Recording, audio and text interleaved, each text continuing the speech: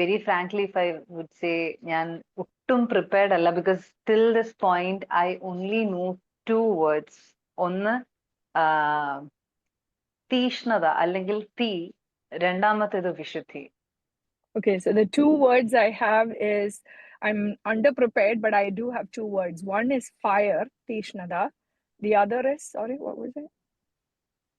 വിശുദ്ധി. Vishuddhi, holiness. Fire and holiness. These are the two words I have. Because ഞാൻ കഴിഞ്ഞ ദിവസമാണ് ഗ്രൂപ്പിന്റെ ഡിസ്ക്രിപ്ഷൻ ഞാൻ വായിക്കുന്നത്. Only recently I read the description of this prayer group. And ആ description അകത്ത് സെലസ് എന്നുള്ളൊരു വാക്ക് ഞാൻ കണ്ടു. I saw the word zealous. നമ്മൾ എങ്ങനെയാണ് ഒരു തീഷ്ണതയെ തിരിച്ചറിയുന്നത്, അല്ലെങ്കിൽ എങ്ങനെയാണ് നമ്മൾ അതിനെ മെഷർ ചെയ്യുന്നത്? How do we measure zeal? ഈ തീഷ്ണത എന്ന് പറഞ്ഞു കഴിഞ്ഞാൽ ആഗ്രഹമെന്നോ അടുത്തോട്ടേക്ക് പോകാമെന്നോ, അല്ലെങ്കിൽ നമ്മൾ അതിനോട് ചേർന്നിരിക്കുന്നു എന്നുള്ളത്. തീഷ്ണത എന്ന് പറഞ്ഞാൽ ഭയങ്കര പാഷനേറ്റ് ആയിട്ടുള്ള ഒരു ഇമോഷൻ ആയിരിക്കും എപ്പോഴും. You know, a zeal is like fire, but you know, there is so much passion in it. ഈ ആ തീഷ്ണതയുള്ളവൻ ചെയ്യുന്നതിനകത്ത് ഒരു ലോജിക്ക് ചില സമയത്ത് കാണത്തില്ല. You know, what a passionate man does, sometimes there is no logic in it. നമ്മള് പൗലോസിനെ പറ്റി കാണുന്ന ഒരു കാഴ്ചയുണ്ട്. അവൻ ന്യായപ്രമാണത്തിൽ തീഷ്ണതയുള്ളവനായിരുന്നു. You know, Paul was zealous about the law of God. അതുകൊണ്ട് തന്നെയാണ് ഒരു നീതിയോ ന്യായമോ നോക്കാതെ തന്നെ ക്രിസ്ത്യാനിത്വത്തിലേക്ക് തിരിയുന്ന ഓരോ വ്യക്തികളെയും തെരഞ്ഞു പിടിച്ച് കൊല്ലാൻ ആൾ ഇറങ്ങി തിരിച്ചത്. Yeah, this is why Saul in his early days, before he encountered Christ, was like so zealous about killing people who would abandon the Old Testament law to follow Christ. അതേ പൗലോസ് തന്നെ ശൗലിൽ നിന്ന് പൗലോസായി മാറിക്കഴിഞ്ഞപ്പോൾ അവന്റെ ഫോക്കസ് മാറുകയും ആ തീഷ്ണത അതിലും ശക്തമായി ദൈവവചനം ഘോഷിക്കുവാനും സുവിശേഷത്തെ ആളുകളിലേക്ക് എത്തിക്കുവാനും അദ്ദേഹത്തെ സഹായിച്ചു. Amen. And that same zeal in Saul, the focus changed from the law to Christ, and that is how he won many souls to the kingdom of God. നമുക്ക് എന്തിനോടും ആഗ്രഹമുണ്ടാകാം, നമുക്ക് എന്തിനോടും ഒരു ഇഷ്ടമുണ്ടാകാം, പക്ഷേ നമുക്ക് എന്തിനോടാണ് ഏറ്റവും അധികം തീഷ്ണതയുള്ളത് നമ്മൾ തിരിച്ചറിയണം. You know, we can all develop likes and dislikes and interests. You might like certain things, but you need to discern what you're truly passionate about. ഈ പാഷനറ്റ് ആകുക അല്ലെങ്കിൽ സെലസ് ആകുക എന്ന് പറയുന്ന ഒരു കാര്യം ഒരു മോസ്റ്റ് ഓഫ് ദി ആളുകളിലും ഭയങ്കരമായിട്ട് വിസിബിൾ ആയിട്ട് തീരുന്ന ഒരു കാര്യമല്ല. You know, many times it may not be visible what you're passionate or zealous about. എനിക്ക് പാട്ട് പാടുന്നത് ഇഷ്ടമാണ്, പക്ഷെ ഞാൻ പാട്ടിനെ പറ്റി പാഷനറ്റ് ആണോ അല്ലയോ എന്നുള്ളത് ഭയങ്കര ഡിഫറെന്റ് ആയിട്ടുള്ള ഒരു ഡിപ്പാർട്ട്മെന്റ് ആയിരിക്കും. You know, I might like singing, but whether I am passionate and zealous about singing is a different story. ഞാൻ അതിനോട് തീഷ്ണതയുള്ള വ്യക്തിയാണെങ്കിൽ, അല്ലെങ്കിൽ തീഷ്ണത വിട് ഞാൻ അതുമായിട്ട് പാഷനറ്റ് ആയിട്ടുള്ള ഒരാളാണെങ്കിൽ, ഞാൻ അത് പഠിക്കാനും ഞാൻ അത് പ്രാക്ടീസ് ചെയ്യാനും ഞാൻ എൻ്റെ സമയത്തിന്റെ ഏറ്റവും വലിയ പ്രയോറിറ്റി ഞാൻ കൊടുക്കുക അത് എങ്ങനെ എന്നിൽ മെച്ചപ്പെടുത്താം എന്നുള്ളതായിരിക്കും. You know, if I like singing, I enjoy it, the amount of time I give, I devote to it to excel and to grow in that gifting reveals how passionate I am about that desire to sing. നമ്മളൊരു വിഷയത്തിനകത്ത് വളരെ passionate ആണെങ്കിൽ അത് നമ്മുടെ അകത്ത് ഒളിഞ്ഞിരിക്കുന്ന ഒരു കാര്യമായിരിക്കത്തില്ല, അത് നമ്മളിൽ തെളിഞ്ഞ് മറ്റുള്ളവർ കാണത്തക്കവണ്ണം നമ്മളിൽ നിന്ന് പുറത്തു വരും. So if you are passionate about something in your life, it's hard to hide it. It's going to emerge and people will see what your source of passion is. ഞാൻ എൻ്റെ കർത്താവിനെ പറ്റിയും എനിക്ക് ഫ്രീ ആയി കിട്ടിയിരിക്കുന്ന ഈ സുവിശേഷത്തിന്റെയും രക്ഷയുടെയും ഗിഫ്റ്റിനെ പറ്റി ഞാൻ പാഷനറ്റ് ആണെങ്കിൽ, ഞാൻ ഭയങ്കര തീഷ്ണതയോടെ നിൽക്കുന്ന വ്യക്തിയാണെങ്കിൽ എന്നിൽ നിന്ന് അത് പുറത്ത് കണ്ടിരിക്കും. You know, if I am passionate about this gift of salvation, I cannot help but contain it. It will overflow. ഈ പറയുന്ന കാര്യം നമ്മൾ ചെന്നിട്ട് സംസാരിക്കുക അല്ലെങ്കിൽ നമ്മൾ അതിൽ എന്നാ ഒരു അഭിനയിക്കുക എന്നുള്ളതല്ല, ഞാൻ ചെയ്യുന്ന ഓരോ പ്രവൃത്തിക്കകത്തും, ഞാൻ ഓരോ കാര്യങ്ങൾ ഹാൻഡിൽ ചെയ്യുന്നതിനകത്തും അതിൻ്റെതായിട്ടുള്ള ഭയങ്കര വ്യത്യാസം നമ്മൾ കണ്ടു തുടങ്ങും. We don't have to act about it or do something about it. Everything we do will reveal the primary source of passion in our life. എന്റെ അകത്തുള്ള തീഷ്ണത അത് തിക്തമല്ല, അത് നെഗറ്റീവ് അല്ലാതെ അത് വളരെ പോസിറ്റീവ്. കാര്യം സുവിശേഷം എന്ന് പറയുന്നത് ഒരു മനുഷ്യനെ തകർത്ത് കളയുന്നതല്ല, സുവിശേഷം എന്ന് പറയുന്നത് ഒരാളെ പണിതെടുക്കുന്നതാണ്. ഞാനൊരു വ്യക്തിയുമായി കണക്ട് ആകുമ്പോൾ അവൻ തകർക്കപ്പെട്ടവനാണെങ്കിൽ അവൻ പണിത് പുറത്തു വരുന്നുണ്ടോ എന്നുള്ളതാണ് എന്നിൽ നിന്ന് പുറത്തു വരേണ്ട ഫലം. Amen. The fruit of this passion for the gospel is that the person will be built up and he will grow up in maturity, not destroyed because of this passion for the gospel. ഞാൻ initially ദൈവത്തിന്റെ സാന്നിധ്യത്തിലേക്ക് വരുന്ന സമയത്ത് എന്റെ ഏറ്റവും വലിയ പരിപാടി, എന്റെ തീഷ്ണത ഞാൻ പുറത്ത് എവിടെയോ ഞാൻ പോലും അറിയാതെ കാണിച്ചുകൊണ്ടിരുന്നത്, എങ്ങനെങ്കിലും ആളുകൾ സംസാരിക്കുമ്പോൾ അവര് ദൈവവചനത്തിന് വിരോധമാണ് എന്ന് എനിക്ക് തോന്നിക്കഴിഞ്ഞാൽ, അവര് ചെയ്യുന്നത് തെറ്റാണെന്ന് എനിക്ക് തോന്നിക്കഴിഞ്ഞു കഴിഞ്ഞാൽ ഞാൻ അതിനെപ്പറ്റി ആർഗ്യൂ ചെയ്യാൻ തുടങ്ങിയായിരുന്നു. Amen. In the early days when I was aware, when I came into the gospel and I understood the truth of the gospel, my first approach was to argue with people if I discerned that they were on the wrong track. ഒരു സമയത്ത് ഞാൻ meditate ചെയ്യുന്ന സമയത്ത്, കർത്താവുമായിട്ട് സമയം ഞാൻ spend ചെയ്യുന്ന സമയത്ത്, കർത്താവ് ഇവരൊക്കെ ഭയങ്കരമായിട്ട് ആർഗ്യൂ ചെയ്യുന്നു കർത്താവിന് ചോദിക്കുമ്പോഴത്തേക്കും, കർത്താവ് എന്നോട് ചോദിച്ചൊരു ചോദ്യമുണ്ട്, ഞാൻ നിന്നോട് പറഞ്ഞോ പോയി തർക്കിക്കാനായിട്ടുണ്ട്? എനിക്ക് വേണ്ടി വക്കാലത്തെടുക്കാൻ ഞാൻ നിന്നോട് സംസാരിച്ചിരുന്നോ? And when I was struggling in this situation where arguments were breaking out with people for the sake of the gospel, what God told me is, did I ask you to defend my cause? Did I ask you to argue? ഞാൻ ആ പോയിന്റിൽ ഭയങ്കര നിശബ്ദതയിലേക്ക് കയറിപ്പോയി. അന്ന് ഞാൻ കർത്താവിനോട് confuse ചെയ്തു, കർത്താവെ, ഞാൻ അങ്ങ് പറയാതെ ഒരു വ്യക്തിയോട് ചില കാര്യങ്ങൾ നീ ഇങ്ങനെ പോയാൽ ശരിയാവത്തില്ല എന്ന് ഞാൻ പറയത്തില്ല. പക്ഷെ കർത്താവെ, അങ്ങ് പറയുന്ന പക്ഷം ഞാനത് സംസാരിക്കുക തന്നെ ചെയ്യും എന്നുള്ളത്. And that day I was silenced. I had no answer before the God, and I made a decision. Lord, unless you tell me, I will not get into any arguments, will not instruct anyone about the wrong that they are believing in. പൗലോസ് പോലും അജ്ഞാതമായി കിടക്കുന്ന കല്ലിനെ നോക്കിയിട്ട്, ഓ, ഇത് അജ്ഞാത ദേവത എന്ന് നിങ്ങൾ എഴുതി വെച്ചിരിക്കുന്ന ആളെ എനിക്കറിയാം എന്ന് പറഞ്ഞ് സുവിശേഷം ഒരു ദേശത്തിലേക്ക് കൊണ്ടെത്തിച്ചപ്പോൾ, ചിലപ്പോൾ വിശ്വാസിയെന്നും വിശുദ്ധനെന്നും നമ്മളെ തന്നെ പ്രൊനൗൺ ചെയ്ത് നിൽക്കുന്ന നമുക്ക് അത് ചിലപ്പോൾ തെറ്റായിട്ട് തോന്നാം. എന്നാൽ ആ ദേശത്തിലേക്ക് സുവിശേഷം കടക്കാൻ അതൊരു വലിയ കാരണമായി തീർന്നു. Some of us might disagree with Paul's approach when he went to Athens and he looked at a rock that was inscribed to the unknown God. He very subtly preached, right? Let me tell you about this unknown God. You and I may not agree with his approach there, but that is what led that city to Christ. And ഏറ്റവും contradicting ആയിട്ടുള്ള കാര്യം, വിഗ്രഹാർപ്പിതം കഴിക്കരുതെന്നും അശുദ്ധിയും വിശുദ്ധിയും തിരിച്ചറിയുന്ന വ്യക്തമായ doctrines എഴുതി വെച്ചിരിക്കുന്ന പൗലോസ് തന്നെയാണ് ഈ കാര്യം ചെയ്തിരിക്കുന്നത്. And this was Paul, who was against idolatry, and he wrote a lot about idolatry, yet he shared the gospel through an idol in that city.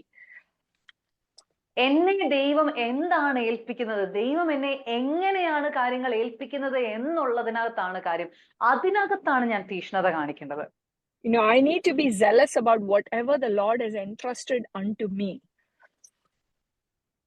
പലപ്പോഴും നമ്മൾ തീഷ്ണത കാണിക്കുന്നത് ചില തർക്ക വിഷയങ്ങൾ വരുമ്പോഴത്തേക്കും അതിനകത്ത് ഞാൻ തർക്കിക്കാനായിട്ട് വേണ്ടിയാണ്. Some of us show zeal when disagreements and arguments come up. ചില കാര്യത്തിനകത്ത് എനിക്കറിയത്തില്ല, ഇതില് എന്നോട് സ്പെസിഫിക്കലി പറയുന്ന ഒരു സ്റ്റേറ്റ്മെന്റ്, പരിശുദ്ധാത്മ പറയുന്ന സ്റ്റേറ്റ്മെന്റ്, നിന്റെ സൈലൻസ് ആണ് നിന്റെ തർക്കത്തിന്റെ ഏറ്റവും വലിയ ഒരു വക്കാലത്തായി തീരാൻ തുടങ്ങുന്നത്. The Holy Spirit is specifically telling this to someone. Your silence is your greatest weapon in your argument. നീ ആ വ്യക്തിയെ തിരിക്കാൻ കുറെ ഡോക്യുമെന്റേഷൻസോ കുറെ കാര്യങ്ങൾ ഒന്നും വേണ്ട.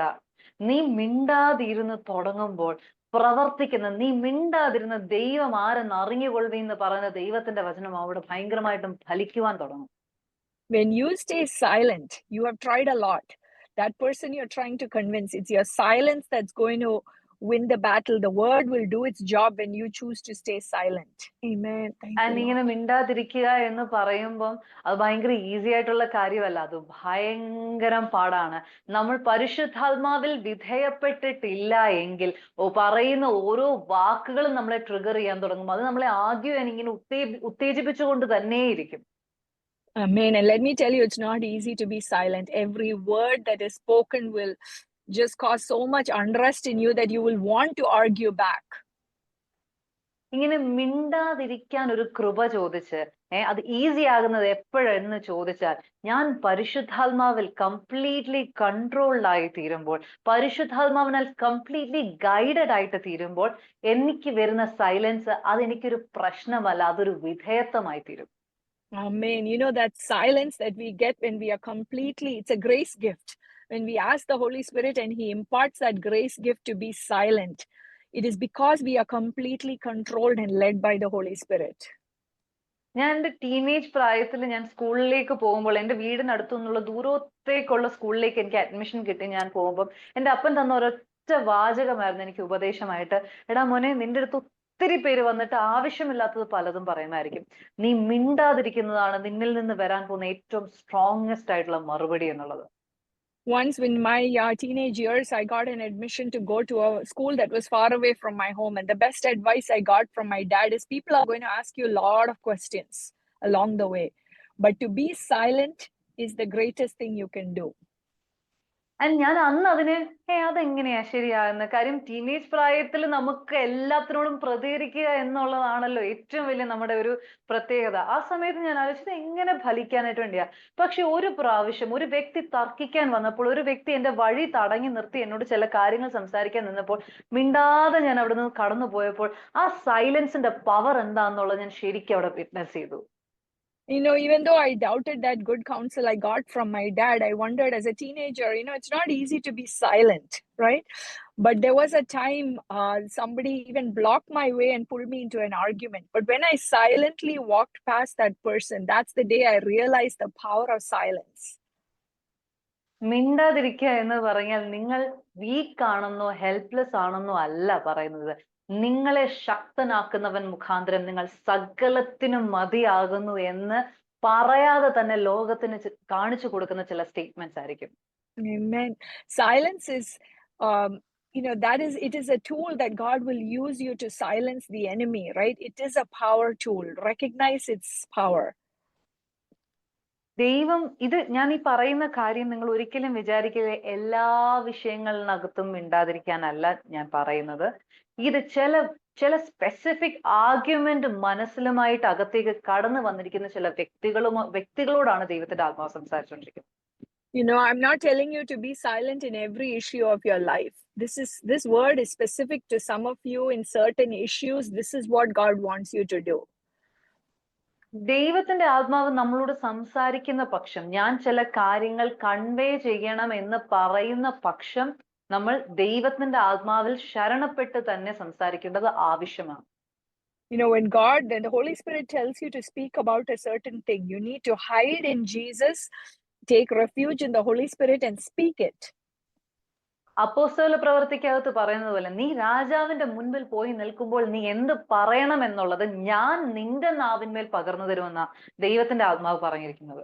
Like we read in the book of Acts, when you stand before kings, I will give you the word that you should speak before the rulers of this world. അങ്ങനെ സംസാരിക്കുമ്പോൾ ഉണ്ടാകുന്ന ഏറ്റവും വലിയ കാര്യം എന്താണെന്നറിയോ? ആ രാജ്യത്വത്തിൽ നിൽക്കുന്നവൻ പോലും സുവിശേഷം അറിഞ്ഞ് പുറത്തേക്ക് വരും. And when you speak like that, even the people of that nation will be convinced and convicted of the gospel, and they will leave their own convictions. ഇതെങ്ങനെ സാധിക്കുമെന്ന് ചോദിച്ചു കഴിഞ്ഞാൽ, പരിശുദ്ധാത്മാവുമായി കംപ്ലീറ്റ്ലി ഒരു അലൈൻമെന്റ്, പരിശുദ്ധാത്മാവിൽ അബൈഡ് ചെയ്യുന്ന പക്ഷമല്ലാതെ ഈ പറയുന്ന ഒരു സ്റ്റേറ്റിലേക്ക് നമുക്ക് കയറാൻ പറ്റത്തില്ല. And if you ask me, how is this possible? All I will tell you is, when you abide in the Holy Spirit, when you dwell with Him, it is possible to speak such powerful words that bring conviction in lives. ഞാൻ എടുക്കുന്ന വസ്ത്രം മുതൽ ഞാൻ ഭക്ഷിക്കുവാൻ പോകുന്ന കാര്യങ്ങളിൽ വരെയും പരിശുദ്ധാത്മാവിനോട് ഞാൻ ഒരു ഒരു ഒരു ഉപദേശം പോലെ ഞാൻ എന്റെ ഫ്രണ്ടിനെ ഞാൻ നിർത്തി ഞാൻ ചോദിക്കുന്നത് പോലെ കർത്താവിനോട് ചേർന്ന് നിന്നാൽ അവിടെ ഉണ്ടാകുന്ന difference ഭയങ്കരമായിരിക്കും. You know, if you start talking to the Holy Spirit as your best friend, consulting with him, what should I eat? What should I wear? Where should I go? That relational aspect of communing with him will change your life dramatically. ഞാൻ തുടങ്ങിയത് സെലസിലും ഫയറിലും ഹോളിനെസ്സിലും ആണെങ്കിലും ഇത് പരിശുദ്ധാത്മാവ് ചില വ്യക്തികളോട് ഭയങ്കര ഒരു വളരെ intimate ആയിട്ട് ചില കാര്യങ്ങൾ കൺവേ ചെയ്തുകൊണ്ടിരിക്കുന്ന ഒരു പോയിന്റ്സ് ആണ് നിൽക്കുന്നത്. I know I started with the word zeal and passion, but I know that the Holy Spirit is speaking intimately to some of you here. എനിക്ക് ദൈവം കാണിച്ചു തരുന്ന ചില കാഴ്ചകളിനകത്ത് ഞാൻ എന്റെ പേഴ്സണൽ ഒരു ഒരു ഒരു എക്സ്പീരിയൻസ് ഞാൻ പറഞ്ഞു കഴിഞ്ഞാൽ ഞാൻ ഭയങ്കര കൺഫ്യൂസ്ഡ് ആയിട്ടുണ്ടായിരുന്ന ഒരാളാണ്. You know, if I share from my own life, I can tell you I used to be a very confused person. I don't know why, but Saturday when we had the prayer in our fellowship, whatever that was discussed, it's just coming back here also, and I feel that this is getting conveyed to some specific people. ഞാൻ അന്ന് ഞാൻ എന്നോട് ദൈവത്തിന്റെ ആത്മാവ് പറഞ്ഞ 2 incidents share ചെയ്യാൻ പറഞ്ഞതിനകത്ത് അതിന്റെ main reason കൺഫ്യൂഷന്റെ പിറകിൽ നിൽക്കുന്ന ആത്മാവിൽ ഉണ്ടായ ചില മുറിവുകളാണ്. Amen. The reason some of us are remaining in that level of confusion is because of some soul wounds. ചില തീരുമാനങ്ങൾ എടുത്തിട്ട് ഓരോ സെക്കൻഡ് കഴിയുമ്പോഴും അത് മാറിക്കൊണ്ടിരിക്കുന്നു. ഒരു തീരുമാനത്തിനകത്ത് ഉറയ്ക്കാൻ പറ്റാത്തൊരു അവസ്ഥ. അങ്ങനെ നിൽക്കുന്ന ചില വ്യക്തികളോടാണ് ദൈവം സംസാരിക്കുന്നത്. Some of you made a decision, but you keep second guessing it. You keep doubting it. And God is speaking to such people. ആ തീരുമാനത്തിൽ നിന്ന് ഫൈനലൈസ് ചെയ്യാൻ പറ്റാതെ ഒരു ഭയങ്കര നമ്മളെ തന്നെ അങ്ങ് ക്ഷീണിപ്പിച്ച് കളയുന്ന തോട്ട് പ്രോസസ്സിനകത്ത് നിൽക്കുന്ന ചില വ്യക്തികൾ. There are some people who are not able to stand firm in the decision you made because of the second guessing nature. ഞാൻ എന്റെ ഒരു ഡെപ്ത് ഓഫ് കൺഫ്യൂഷനും എന്നെ ദൈവത്തിന്റെ ആത്മാവ് എങ്ങനെയാണ് മാറ്റി അതിന്റെ പ്രശ്നത്തിന് ഒരു പരിഹാരമായി തീർന്നതെന്നും ജസ്റ്റ് ഒന്ന് ഡെപിക്ട് ചെയ്യാൻ ഞാൻ ആഗ്രഹിക്കുന്നുണ്ട്. I want to depict how God brought me from this state of confusion, brought me out. ഞാൻ ദൈവത്തിന്റെ ആത്മാവുമായിട്ടൊരു കണക്ഷനിലേക്ക് വരുന്നതിന് മുൻപ്, ഞാൻ ദൈവത്തെ പേഴ്സണലി അറിയുന്നതിന് മുൻപേ ഈ ഫോൺ എടുക്കുക എന്ന് പറയുന്നത് എനിക്ക് ഭയങ്കര മേജർ ഒരു കാര്യമായിരുന്നു. ഞാൻ ഫോൺ എന്ന് പറയുമ്പോൾ അത് മാത്രമല്ല, ഇതുപോലെ തന്നെ എന്റെ എല്ലാ വിഷയങ്ങളും അതുപോലെ ഞാൻ അനലൈസ് ചെയ്തുകൊണ്ടിരുന്ന ഒരു വ്യക്തിയാണ്. You know, where I used to be a person who analyzed any decision I make, especially concerning my phone. ഈ ഞാൻ ഒരു ഇപ്പം ഫോൺ ഞാൻ പറയാനുള്ള reason because it's easy for us to like evaluate to understand how we actually make a decision. അപ്പൊ ഞാൻ ഒരു phone എടുക്കുക എന്ന് പറഞ്ഞു കഴിഞ്ഞാൽ I go through every review I can find, I figure out all the features there, I find the speed of the processor, I figure out what is the camera quality, how it performs, how its battery life. You ask me anything, like literally every single aspect of a phone I will analyze and I'll make, you know, a point that, oh okay, I can buy this phone. ഇങ്ങനെ ഞാൻ process ചെയ്തുകൊണ്ടിരുന്ന വ്യക്തി. And I had an incident where you know, I didn't have a phone in my hand and I had to keep myself away from all the calling and rest of the things, 3 months waiting just to pick a phone. And the process of analyzing the whole thing started 6 months before that. അപ്പൊ ഇത്രയും സമയം എടുത്ത് ഒരു 6-9 മാസത്തോളം എടുത്തൊരു phone തീരുമാനിച്ചിരുന്ന വ്യക്തിയാണ് ഞാൻ. So in my inherent nature, I used to take so much time. Like, you know, before I make a phone, even if it meant 3 months I don't have a device, I wouldn't just go and buy a phone. I would make sure I knew all the specs. I would analyze it for so many months before I would actually buy a phone. And ഈ process ഭയങ്കരം tiring ആണ്. കാര്യം നമ്മളിപ്പോ എടുക്കുന്ന phone ഞാൻ എടുത്തു specification വരുമ്പോൾ എനിക്ക് അതിനേക്കാളും ഫീച്ചേഴ്സ് ഉള്ളൊരു ഫോണിനെ കാണാൻ സാധിക്കും. അപ്പൊ എന്റെ തീരുമാനം തെറ്റിപ്പോയെന്ന് എനിക്ക് തോന്നുന്നു. And the problem with, you know, putting so much effort studying a product before you buy it is, finally when you do gather the guts to buy that product, you know, another device might emerge, or you might find out something else was better, and then you start second guessing, why did I buy that, right? അങ്ങനെ ഞാൻ രണ്ടാമത് എന്റെ ലൈഫിൽ മേടിച്ച phone ഞാൻ ഇതുപോലൊരു 6-7 മാസത്തെ പ്രോസസ്സിന് ശേഷം മേടിച്ചൊരു ഫോണാണ്. And so the second phone in my life too, I took over 7 months to make a decision before buying that device. ഇപ്പോൾ ഞാൻ യൂസ് ചെയ്യുന്ന ഫോൺ എന്റെ മൂന്നാമത്തെ ഫോണാണ്. And the phone I now use is perhaps the third purchase I made in my life. ഞാൻ ഈ phone എടുത്തത് ഏറ്റവും simple ഫോർമാറ്റിലാണ്. And it was the most simple format through which I bought my present phone. ഒരു ദിവസം ഞാൻ വളരെ deep റിലേഷനിൽ ഞാൻ കർത്താവുമായിട്ട് നിൽക്കുന്ന സമയമാണ്. ഉറക്കത്തിൽ ഞാൻ കാണുന്നു, ഞാൻ ഒരു സാംസങ്ങിന്റെ ഫോൺ മേടിക്കുന്നു. അതിന്റെ പ്രൈസ് ദണ്ട് ഇത്രയുമാണ്. എനിക്ക് ആകെ കിട്ടിയിരിക്കുന്ന സ്പെസിഫിക്കേഷൻ സാംസങ്ങിന്റെ ഫോൺ, അതിന്റെ വില. So this phone, I just had a dream that I'm buying a Samsung phone and this is the exact price. എന്റെ കയ്യിൽ ആ സമയത്തിരിക്കുന്ന ഫോണിന് വലിയ പ്രശ്നങ്ങളൊന്നുമില്ല. ഞാൻ രാവിലെ എഴുന്നേറ്റ് ഞാൻ പറഞ്ഞു, കർത്താവേ, ഇത്രയും വിലയൊന്നും എന്റെ കൈ കൊടുക്കാനില്ല. അങ്ങ് ആഗ്രഹിക്കുന്നുണ്ടോ ഞാനൊരു ഫോൺ മേടിക്കുക എന്നുള്ളത്? മേടിക്കാറാവുമ്പോൾ അങ്ങ് കയ്യിൽ കാശ് തരണം, എന്നെ ഒന്ന് ഉണർത്തണം, ഫോൺ മേടിക്കാനായിട്ടുണ്ട്. ഞാൻ മേടിച്ചിരിക്കുന്നു പറഞ്ഞു. So around that time, I didn't even have the money for it and I wasn't sure, but I said, Lord, when it's time to buy, please make sure I have the finances to afford this, because I didn't even have a major problem with my present phone. അങ്ങനെ ഒരു 1.5 മാസം കഴിഞ്ഞപ്പോഴത്തേക്കും എന്റെ കയ്യിൽ പെട്ടെന്ന് അത്രയും bulk amount എന്റെ കയ്യിലേക്ക് വരികയും കർത്താവിനോട് പറഞ്ഞു, ഫോൺ മേടിക്കുന്നു പറഞ്ഞു. And then within about a month and a half, I got that bulk amount that was needed and I was able to buy that phone.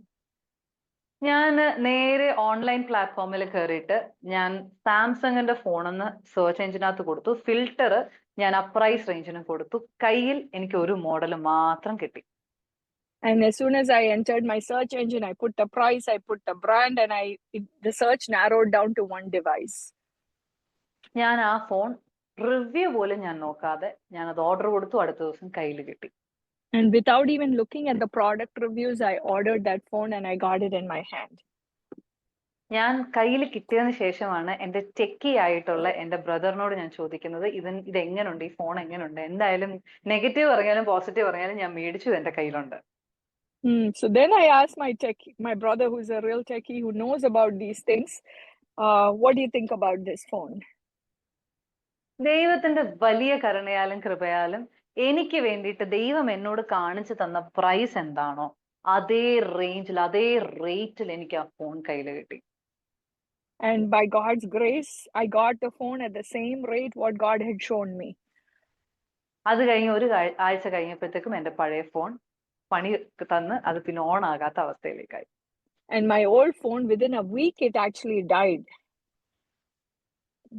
ഞാൻ ഇത് പറഞ്ഞത് ഇത് രണ്ട് ഇൻസിഡന്റ് ആയിട്ടാണ്. ഞാൻ ഒരു സമയത്ത് എത്രത്തോളം എഫേർട്ട് ഇട്ട് തീരുമാനങ്ങളിൽ മാറി മറിഞ്ഞു, അവിടെ നിന്ന് എത്ര സിമ്പിൾ ആക്കി എന്റെ ദൈവം തീരുമാനത്തിന്റെ ശേഷിയെ മാറ്റിയെടുത്തു എന്നുള്ളതാണ് എനിക്ക് ഭയങ്കര അതിശയമായി തീർന്നത്. The reason I compared and contrasted my before intimacy with Holy Spirit to after intimacy, my personality, is so that you will understand how easy it is when you walk with the Holy Spirit. ഈ തീരുമാനങ്ങൾ എടുക്കുക എന്ന് പറഞ്ഞാൽ ദൈവത്തിന്റെ ആത്മാവുമായിട്ട് aligned ആയി തീർന്നാൽ നിനക്ക് തീരുമാനം എടുക്കാൻ ബുദ്ധിമുട്ടുകളൊന്നുമില്ല. Decision making becomes very easy when you are aligned with the Holy Spirit. ഞാൻ ഈ പറയുന്നതിന് അർത്ഥം നിനക്ക് തീരുമാനത്തിന് വേണ്ടി വെയിറ്റ് ചെയ്യേണ്ടി വരത്തില്ല എന്നുള്ളതല്ല. പക്ഷേ ദൈവം ഒരു തീരുമാനം നിന്നോട് പറഞ്ഞാൽ പിന്നെ അതിനപ്പുറത്തോട്ടും ഇപ്പുറത്തോട്ടും ചിന്തിക്കാതെ വളരെ ഈസി ആയിട്ട് തീരുമാനം എടുക്കാം എന്നുള്ളതാണ്. My point here is not that decision making will become fast, but it will become very easy. You don't have to keep second guessing yourself when you are intimate with the Holy Spirit. എന്റെ രണ്ടാമത്തെ experience ലൈഫിന്റെ ഏറ്റവും ബെസ്റ്റും ലൈഫിനെ തന്നെ മാറ്റിമറിച്ചതുമായിട്ടുള്ള എന്റെ തീരുമാനമായിരുന്നു. And that second decision really changed my life around. No, the second decision that I took in my life, which changed my life entirely and which had the whole capacity to change my life, was my decision over my wedding. Amen. ഞാൻ എന്റെ ലൈഫിൽ ഏറ്റവും easy ആയിട്ട്, it had a process. ഞാൻ wait ചെയ്തു, ഞാൻ ദൈവശബ്ദം കേട്ടു, I got convinced by the holy spirit, എല്ലാം ശരിയാണ്. പക്ഷെ the point I surrendered myself in the presence of the Lord and said that കർത്താവേ, ഞാൻ എന്നെ തന്നെ തരിക, കർത്താവ് എന്നെ നടത്തണമേ എന്ന് പറഞ്ഞ് ഞാൻ എന്നെ തന്നെ വിട്ടുകൊടുത്ത പോയിന്റിൽ എന്റെ ദൈവത്തിന്റെ ആത്മാവ് എന്റെ തീരുമാനങ്ങളിലേക്ക് ഇറങ്ങി വന്നെന്ന് ചെയ്ത ചില അത്ഭുതങ്ങളുണ്ട്. The second decision was my marriage, right? I'm not saying there was not a process, there was not waiting, but it was so easy from that moment. I said, Lord, I surrender myself to you. What you desire for me is my life. തീരുമാനങ്ങൾ നിങ്ങൾ ചിന്തിക്കുന്നത് പോലെ പ്രശ്നമുള്ളതല്ല. തീരുമാനങ്ങൾ എടുക്കാൻ ദൈവത്തിന്റെ ആത്മാവ് ആലോചന തരുന്നുണ്ടെങ്കിൽ ഉറപ്പായിട്ടും അതിനുവേണ്ടി സറണ്ടർ ചെയ്യുക. നിങ്ങൾക്ക് തീരുമാനം എടുക്കാൻ പറ്റാത്തതിന്റെ കാര്യം പിറകിൽ നിൽക്കുന്ന ചില അനുഭവങ്ങൾ, ചില മുറിവുകളാണ്. Decisions are not hard.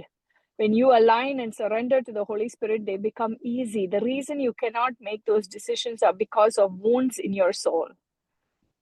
നിങ്ങൾ ദൈവസന്നിധിയിൽ ഉറപ്പായിട്ടും ഇരിക്കുക. കർത്താവിനോട് പറയുക, കർത്താവെ, കാരണമായി നിൽക്കുന്ന മുറിവിന്റെ കാരണം എന്താണെന്നുള്ളതും അതിനെ കംപ്ലീറ്റ്ലി എന്റെ കർത്താവ് ഒന്ന് ഹീൽ ചെയ്യാനായിട്ട് വേണ്ടി ഉറപ്പായിട്ടും പ്രാർത്ഥിക്കുക. Start praying and surrendering. Lord, heal those areas, Lord.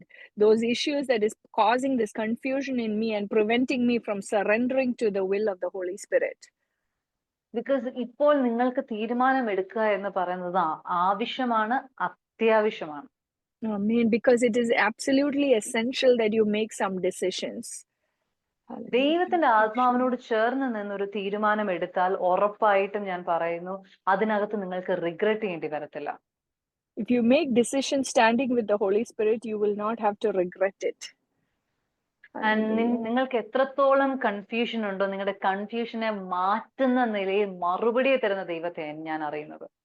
Amen. The God I know will remove your confusion. It doesn't matter how deeply confused a person you are, God is able to wipe out that confusion. കർത്താവ് നിനക്ക് തീരുമാനത്തെ തരുമ്പോൾ കർത്താവ് നിന്നെ വെറുതെ ഒരു വാക്കാലെ നിന്നെ ആശ്വസിപ്പിച്ചു വിടുന്ന ഒരു ദൈവമല്ല. അതിന്റെ പിറകിലും മുൻപിലും ദൈവം ആഗ്രഹിക്കുന്ന കാര്യങ്ങളെ വ്യക്തമായി നിന്നോട് പറഞ്ഞ് നിന്നെ കൈപിടിച്ച് നടത്തുന്ന ഒരു ദൈവത്തിന്റെ സാന്നിധ്യത്തിന്റെ മറവിലാണ് നമ്മൾ നിൽക്കുന്നത്. Just know that you are standing in the presence of a God who will not just speak some mere words of comfort, but he will go before you, walk with you, guard you from the behind, rear, in every angle, and guide you into that pathway. ഉപേക്ഷിച്ച് കളയുന്ന ദൈവത്തെയല്ല, ചേർത്ത് നിർത്തുന്ന ദൈവത്തെയാണ് നമ്മൾ സേവിക്കുന്നത്. We don't serve a God who will abandon us, but he will come alongside us and walk with us in our journey. നിന്റെ അകത്തെ ഭയം മാറണമെങ്കിൽ അത് തികഞ്ഞ സ്നേഹത്താൽ അല്ലാതെ സാധ്യമാകത്തില്ല. For that fear to go, be assured that only perfect love will cast out the fear deep inside you. ആ സ്നേഹത്തിലേക്ക് നീ കടക്കാതെ നിന്റെ അകത്ത് നിൽക്കുന്ന ഭയം, നിന്നെ വല്ലാതെ തളർത്തി കളയുന്ന ചില ചിന്തകൾ മാറിപ്പോകാൻ വേറൊരു വഴിയില്ലാതെയായിത്തീരും. It's only when you enter that perfect love that those deep set fears is going to be cast out of your life. ദൈവസന്നിധിയിൽ ഇരിക്കുന്ന പക്ഷം നിന്റെ മേൽ pour out ചെയ്യുന്ന ആ സ്നേഹത്തെ നീ തിരിച്ചറിഞ്ഞു തുടങ്ങും. When you sit in his presence, as that deep love is being poured out into you, you will discern it. നിങ്ങൾക്കൊന്നും പറയാൻ പറ്റുന്നില്ല, എങ്ങനെ പ്രാർത്ഥിക്കണം എന്നറിയുന്നില്ലെങ്കിൽ just calm yourself down. ഒന്ന് കർത്താവിന്റെ സന്നിധിയിൽ പോയിരുന്നു, അപ്പാ എനിക്ക് അറിയത്തില്ല കർത്താവെ, ആ മുടിയനായ പുത്രൻ പറഞ്ഞതുപോലെ, പിതാവെ ഞാൻ അങ്ങയോടും സ്വർഗത്തോടും പാപം ചെയ്തു, കർത്താവെ എന്നോട് ക്ഷമിക്കണം, കർത്താവെ അങ്ങയുടെ വറ്റാത്ത ആ സ്നേഹം എന്റെ മേലൊന്ന് ഒഴുക്കണമേ എന്ന് പറഞ്ഞ് നീ പ്രാർത്ഥിച്ചു തുടങ്ങിയാൽ, ഹൃദയം കൊണ്ട് നീ പ്രാർത്ഥിച്ചു തുടങ്ങിയാൽ നിന്റെ മേൽ ഒഴുകപ്പെടുന്ന സ്നേഹത്തെ നീ അനുഭവിച്ചു തുടങ്ങും. If you don't know how to pray, just sit in his presence and just cry out, Lord, I don't know, Lord. And he will start pouring out his love and he will speak to you, comfort you, like even he did to that prodigal son. എന്റെ കർത്താവിന്റെ സ്നേഹം ഞാൻ അനുഭവിച്ചു തുടങ്ങിയാൽ അത് എന്റെ അകത്ത് contain ചെയ്യുന്നതായിരിക്കത്തില്ല. അത് എന്നിലുള്ള സകലത്തിനെയും പുറത്താക്കി കളഞ്ഞ് നിറയുന്ന സ്നേഹത്തിനകത്തേക്ക് കർത്താവ് നമ്മളെ നിർത്തും. Once you start enjoying this perfect love of the Father, you cannot contain it, you cannot control it, it will overflow. Hallelujah. അകത്ത് ഒത്തിരി കാര്യങ്ങൾ നമ്മൾ നിക്ഷേപിച്ചു വെച്ചിട്ടുണ്ടായിരിക്കും, ആവശ്യമില്ലാത്ത ഒരുപാട് കാര്യങ്ങൾ അകത്ത് കിടപ്പുണ്ടായിരിക്കാം. പക്ഷെ ആ സ്നേഹം നിറഞ്ഞു തുടങ്ങുമ്പോണ്ടല്ലോ, വെള്ളത്തിനകത്തോട്ടേക്ക് നമ്മൾ ഈ വെയിറ്റ് ഇല്ലാത്ത ചില സാധനങ്ങൾ ഇട്ടത് പൊങ്ങി പുറത്തോട്ടേക്ക് തള്ളി മാറിപ്പോകുന്നത് പോലെ തന്നെ നിന്റെ അകത്ത് കിടക്കുന്ന ചില കാര്യങ്ങൾ പുറത്തു പോകണമെങ്കിൽ ആ സ്നേഹം നിറഞ്ഞാലേ സാധ്യമാകത്തുള്ളൂ. You may have hidden many things in your heart, knowingly or unknowingly, fears that accumulate. But just like when we wash dishes and we pour out the water, as the water flows, all the dried sediments surface and it overflows out. The only solution is to allow the love of God to fill your heart. ഞാൻ പാപബോധത്തെ പറ്റിയല്ല, നിന്റെ അകത്ത് കിടക്കുന്ന ചില കുറ്റബോധങ്ങൾ മാറിപ്പോകണമെങ്കിൽ ദൈവത്തിന്റെ സ്നേഹത്തിനല്ലാതെ മറ്റൊന്നിനും അത് എടുത്തു കളയാൻ പറ്റാത്തൊരു പക്ഷത്തിലാണ് നീ നിൽക്കുന്നത്. Amen. Right now, I'm not talking about sin consciousness. I'm talking about guilt consciousness, right? Some of those things have to come out and be surfaced in the light of His love.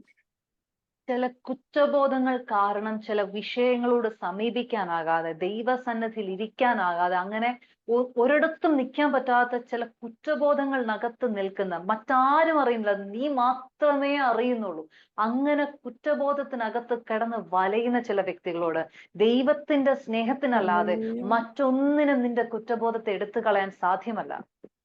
Let me tell you, there is some of you who are silently wallowing in guilt, right? Only you know about it. Only God can bring you out of that guilt-ridden conscience. ഞാൻ ഒരു കാര്യം നിങ്ങളെ ഓർമ്മിപ്പിക്കാം. പാപബോധം ദൈവത്തിന്റെ ആത്മാവ് തരുന്നതാണെങ്കിൽ കുറ്റബോധം ദുഷ്ടൻ നിന്റെ അകത്ത് വിതയ്ക്കുന്ന ചില വിത്തുകളാണ്. If sin consciousness, awareness of sin is given to you by God, guilt consciousness is brought by Satan. Why? Because ഞാനൊരു പാപം ഏറ്റു പറയുമ്പോൾ, എന്നിൽ പാപബോധം വന്ന് ഞാൻ പാപത്തെ ഏറ്റു പറയുമ്പോൾ, എന്റെ ദൈവത്തിന്റെ ആത്മാവ് അത് പൂർണ്ണമായി എന്നിൽ നിന്നും മായ്ച്ചു കളയും. എന്നാൽ പിന്നെയും അതിനെ റിമൈൻഡ് ചെയ്ത് പിന്നെയും അതിലേക്ക് വലിച്ച് പുറകോട്ട് കൊണ്ടുവന്ന് ആ ഒരു കുറ്റബോധത്തിനകത്ത് നമ്മളെ ഇങ്ങനെ മുന്നോട്ട് വിടാതെ നിർത്തുന്നത് ദുഷ്ടന്റെ ഏറ്റവും വലിയ പരിപാടിയാണ്. Because sin consciousness, once you are aware of sin, conscious of sin, it should lead you to repentance and drawing closer to God.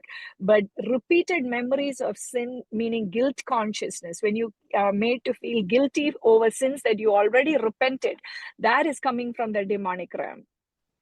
എനിക്ക് ഏറ്റവും ഇഷ്ടമുള്ളൊരു വാക്യം ഐസയ ചാപ്റ്റർ 1:18 അതിനകത്ത് പറയുന്ന ഒരു കാര്യമുണ്ട്. നിന്റെ പാപം എത്ര കടുംചുവപ്പായിരുന്നോട്ടെ അതിനെ ഞാൻ ഹിമം പോലെ വെളുപ്പിക്കും, രക്താംബരം പോലെ ചുവന്നിരുന്നോട്ടെ ഞാൻ അതിനെ പഞ്ഞി പോലെ വെളുപ്പിക്കും എന്ന് പറയുന്ന ആ വാക്കുണ്ടല്ലോ, ആ പഴയ നിയമത്തിൽ തന്നെ നമുക്ക് തരുന്ന ഒരു പ്രോമിസ് ഉണ്ടല്ലോ, അതാണ് നമ്മുടെ ഏറ്റവും വലിയ അടിസ്ഥാനം, അതിലാണ് നമ്മൾ നിൽക്കേണ്ടത്. Hallelujah. That Isaiah 1:18 says, even though your sin is scarlet like crimson color, but he can wash it and make it whiter than snow. Even in the Old Testament, that is such an encouragement. എന്റെ ദൈവത്തിന്റെ വചനവും അവന്റെ സുവിശേഷവും അത് തന്നെയാണ്. നിന്റെ പാപത്തിന് വേണ്ടിയിട്ടാണ് ദൈവപുത്രൻ യാഗമായി തീർന്നത്. ആ രക്തം ഒഴുകപ്പെട്ടിരിക്കുന്നത് നീ ചെയ്ത പാപങ്ങൾക്ക് വേണ്ടി. നീ അത് റിപ്പീറ്റ് ചെയ്യാനല്ല, ദൈവസന്നിധിയിൽ വന്ന് അതിനെ ഏറ്റുപറഞ്ഞ് നീ അപ്പന്റെ മകനും മകളുമായി തീരുമ്പോ ഉണ്ടല്ലോ, പിന്നെ ആ പാപം നിന്റെ ഹിസ്റ്ററിക്കകത്തില്ല. കർത്താവ് അത് മായ്ച്ചു കളഞ്ഞു കഴിഞ്ഞിരിക്കുന്നു. Hallelujah. This is why Jesus shed his blood. Even that history, that memory of sin is wiped clean when you come to him in faith. That is why he died for you and shed his blood. ഞാൻ ചില സമയത്ത് ആദ്യ കാലഘട്ടങ്ങളിൽ ഇരുന്ന് വല്ലാതെ വലയിഞ്ഞ് ഒരേ പാപത്തിന് വേണ്ടി 10 പ്രാവശ്യമൊക്കെ റിപ്പന്റ് ചെയ്തുകൊണ്ടിരിക്കുമ്പോൾ കർത്താവിന്റെ ആത്മാവിനോട് പറയുകയാണ്, എന്റെ കുഞ്ഞെ, ഞാൻ എന്നേ മറന്നുപോയ കാര്യമാണ്, നീ എന്തിനാ എന്നെ ഓർമ്മിപ്പിക്കാൻ നിൽക്കുന്നത്? ഞാൻ മറന്ന് എന്റെ രക്തത്താൽ കഴുകി ഞാൻ വിശുദ്ധീകരിച്ച് വെടിപ്പാക്കി നിർത്തിയിരിക്കുമ്പോൾ നിന്നെ തിരികെ അതിനകത്ത് കൊണ്ടിടുന്നത് ദുഷ്ടന്റെ പദ്ധതിയാണ്, നീ അതിനെ ഒഴുകി പുറത്തേക്ക് വരാൻ എന്നോട് പറഞ്ഞു കർത്താവ്. Yes, there were times in my early Christian walk I would sit and repent for the same sin over 10 times. And that is when the Spirit of the Lord told me, my child, why are you reminding me of those sins? They are washed clean and they are wiped clean. Don't keep digging it up. നീ ദൈവസന്നിധിയിൽ ഹൃദയംഗമായി നിന്ന് ഏറ്റു പറഞ്ഞിട്ടുണ്ടെങ്കിൽ അതിനെ എന്റെ കർത്താവ് അവന്റെ സ്നേഹം കൊണ്ട്, കർത്താവിന്റെ സ്നേഹം കൊണ്ടാണ് ആ രക്തം എന്റെ മേൽ ഒഴുകപ്പെടുന്നത്. ആ രക്തം എന്നിൽ ഒഴുകപ്പെട്ട് കഴിഞ്ഞാൽ പിന്നെ പാപത്തിനോ ശാപത്തിനോ ഒരു കറയ്ക്കോ ഒരു ചുളുക്കത്തിനോ ഒരു വാട്ടത്തിനോ മാലിന്യത്തിനോ ഒന്നിനും എന്റെ മേൽ സ്ഥാനമില്ല. Amen. Once that blood washes us clean, there is no wrinkle, no blemish. We are made whole, white and perfect like him. ഇത് കേൾക്കുന്ന വ്യക്തികൾക്ക് ഇതെന്താണെന്നും കർത്താവ് എന്താണ് ചെയ്തതെന്നുള്ളതും നിങ്ങൾക്ക് അറിയത്തില്ലെങ്കിൽ, to you I am telling you, നീ ചെയ്ത പാപങ്ങൾക്കും നിന്റെ കുറ്റങ്ങൾക്കും നീ ചെയ്ത ഓരോ പ്രവർത്തികൾക്കും എന്റെ കർത്താവ് തന്റെ പുത്രൻ അവൻ യാഗമായി തീർന്നു. അവൻ രക്തത്തെ ഒഴുക്കി. ആ രക്തത്തിന്റെ ഓരോ തുള്ളികളും നിന്റെ പാപത്തിനും നീ ചെയ്ത ഓരോ കടങ്ങൾക്കും കർത്താവ് അതൊരു കാരണമാക്കി തീർത്തു. ആ രക്തം നിന്നിന്റെ മേൽ കഴുകപ്പെട്ട് കഴിഞ്ഞാൽ പിന്നെ നിന്റെ മേൽ പാപത്തിന് സ്ഥാനമില്ല. നീ ഒരു പുതിയ വ്യക്തിയാണ്. നിനക്ക് കർത്താവിനോട് അടുക്കാം. നീ ആ കർത്താവുമായിട്ടുള്ള ഒരു ഇന്റിമേറ്റ് റിലേഷൻ അകത്തേക്ക് കയറാം. പിന്നെ നീ ലോകത്തിന്റെ മുൻപിൽ അനാഥയോ അനാഥനോ അല്ല. നീ ആ കർത്താവിന്റെ മകനും മകളുമാണ്. നിന്റെ ഇൻഹെറിറ്റൻസ് അത് സ്വർഗം തന്നിരിക്കുന്ന ഗ്ലോറിയസ് ഇൻഹെറിറ്റൻസ് ആണ്. Hallelujah. Amen. It is a glorious inheritance. You know, that blood that was shed for you washes you clean, that nothing has a claim over you. If you don't know that every sin that you committed is why Jesus died on the cross, and his blood washes you clean. He bore that sin on him. Know the finished. I hope you will realize that through these words, the finished work on the cross and what Jesus did on the cross. You don't have to live under guilt consciousness if you know this truth. എന്റെ കർത്താവ് നിന്റെ അടുക്കൽ തന്നെ നിൽപ്പുണ്ട്. അവൻ തന്റെ 2 കരങ്ങളെയും നിന്റെ നേർക്ക് നീട്ടി പിടിച്ചുകൊണ്ട് നിന്നെ കാത്തിരിക്കുന്ന ഒരു കർത്താവ്, തന്റെ മകനെ കാത്തിരിക്കുന്ന അപ്പനെ പോലെ തന്നെ കാത്തു നിൽക്കുന്ന ഒരു കർത്താവിന്റെ അടുക്കലാണ് നീ നിൽക്കുന്നത്. നീ ഒന്ന് അപ്പ ഐ എം സോറി കർത്താവെ എന്നൊന്ന് പറഞ്ഞ് തിരിഞ്ഞു കഴിഞ്ഞാൽ നിന്നെ ചേർത്ത് പിടിക്കുന്ന ആ കരത്തെ, ആ സ്നേഹത്തെ നീ അനുഭവിച്ചറിയും. Hallelujah. I pray that you will truly just turn to him. In repentance, turn to him and he will just hug you. He's standing right next to you to bestow that love of a father. Look away from your sin and look to him. എന്റെ കുഞ്ഞെ, നീ ഒറ്റയ്ക്കല്ല. നീ ഒറ്റയ്ക്ക് കടന്നു പോകാനും അല്ല കർത്താവ് ആഗ്രഹിക്കുന്നത്. അവന്റെ സാന്നിധ്യം നിനക്ക് മുൻപും പിൻപുമായും നിന്റെ കരത്തെ പിടിച്ചുകൊണ്ട് നിന്നെ നടത്തും. അത് നിന്നെ ഒരിക്കലും ഉപേക്ഷിക്കുന്നതല്ല. അതൊരിക്കലും നിന്നെ അബാൻഡൻ ചെയ്യത്തില്ല. അത് നിന്റെ കരങ്ങളെ പിടിച്ച് നിന്നെ ശക്തീകരിച്ച് നീ നടക്കേണ്ടുന്ന പാതകളെ നിനക്ക് വ്യക്തമായി കാണിച്ചു തരുന്ന ഒരു സ്നേഹമാണ്. And this love will not abandon you to walk alone, but he will go before you, behind you, and walk with you in this journey. നിങ്ങൾക്ക് ഇത് ബാക്കി മനസ്സിലായിട്ടില്ല. ഇത് എങ്ങനെയാണ് ഈ പ്രോസസ്, ഇത് എന്താണ്, ഇതിന്റെ പിറകിൽ എന്താണ് നിൽക്കുന്നതെന്ന് ഇപ്പോഴും നിങ്ങൾക്ക് കൺഫ്യൂഷൻ ഉണ്ടെങ്കിൽ പീപ്പിൾ ആർ ഓപ്പൺ ഹിയർ. നിങ്ങൾക്ക് ഓരോ വ്യക്തികളോട് നിങ്ങളുടെ ഹൃദയത്തിൽ വരുന്ന പേരുകൾ ആരുടെയാണോ ആ വ്യക്തിയെ വിളിച്ച് സംസാരിക്കുക, അവരോടൊപ്പം ഒന്ന് പ്രാർത്ഥിക്കുക. എന്താണ് ഈ രക്ഷയുടെ പ്രോസസ്സ്, എങ്ങനെയാണ് ക്രിസ്തുവിലായി തീരുന്നതെന്ന് ഒന്ന് അറിയുക. അത് നിന്റെ ലൈഫിനെ തന്നെ മാറ്റിമറിക്കും. നിന്റെ ജീവിതത്തിന്റെ ഓരോ നടപ്പുകളെയും ഓരോ ചുവടുകളെയും കർത്താവ് മാറ്റിയെടുക്കും. I bless you in the name of Jesus Christ. Amen. Amen. If these words still don't bring conviction, don't hesitate to call one of us. Understand the power of salvation and the joy of walking with the Holy Spirit. Take time and receive this freedom of believing in Jesus and understanding the finished work on the cross. Amen. Thank you. Thank you, Sarah. Hallelujah. Thank you, Jesus. Thank you, Lord, for this time. Thank you for speaking to us, Lord. I pray, Lord, for each of us that not one will walk in fear, but we will walk in the freedom. For whom the Son sets free is free indeed. We thank you, Lord, that though our sins are like scarlet, you have promised to make them white as snow. Though they are red like crimson, you will make us white as wool. Thank you for the finished work on the cross. Thank you that you became a curse so that every generational curse over our life can be broken.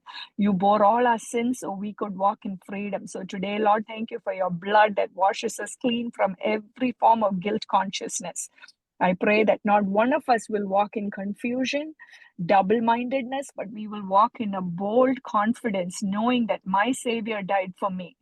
Thank you, Lord, for the sure word that you have given us. I pray for each person who struggled with decision-making, like Sarah contrasted her life before and after intimacy with the Holy Spirit. I pray from today on, Lord, that we will walk in intimacy with you, knowing that it is easy to make a decision when we trust in you, when we surrender our hearts to you, that we don't have to fear, but you called us to walk in freedom.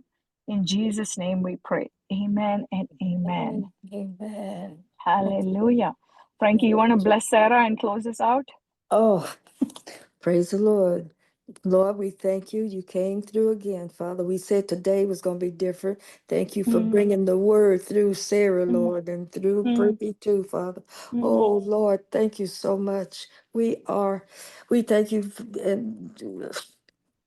I'm just so overwhelmed. Thank you, Lord. Thank you, Lord. Thank you, Lord, for your word. And thank you for the prophets that you send the word through, Lord Jesus. We're all prophets, okay, everybody? We're all prophets. And this is just for us to keep growing. And thank you, Father. I can't begin to thank you enough. Thank you for your blood. Thank you for your son's blood in the name of Yes, Lord. Jesus, Lord. Thank you for a great day today, Lord. You came through again. Thank you for a Amen. great day. Thank you for your protection also in the name of Jesus. For our families and us Amen. too. Amen. Amen and amen. Remember, as a dog returns to its vomit, let's not return to revisiting our sins and reminding even God of what He has forgiven and washed clean. Right? Today, let us look ahead, forgetting the things behind, looking unto Jesus, the author and the finisher of our faith. Let us run forward with bold confidence into the blueprint He has for us. So, whether it is buying a phone, buying your lunch, whatever it may be, or booking a ticket, any big decision, small decision, give it to Him. He is the God of peace, and may the God of peace crush the head of the enemy like pulp under your feet, as Paul said in Romans 15. Lord, I pray that each of us will walk in this Jehovah Shalom, knowing you as the God of peace who will crush Satan under our feet. In Jesus' name we pray. Amen and amen. Amen. Amen. Have a blessed day. All right.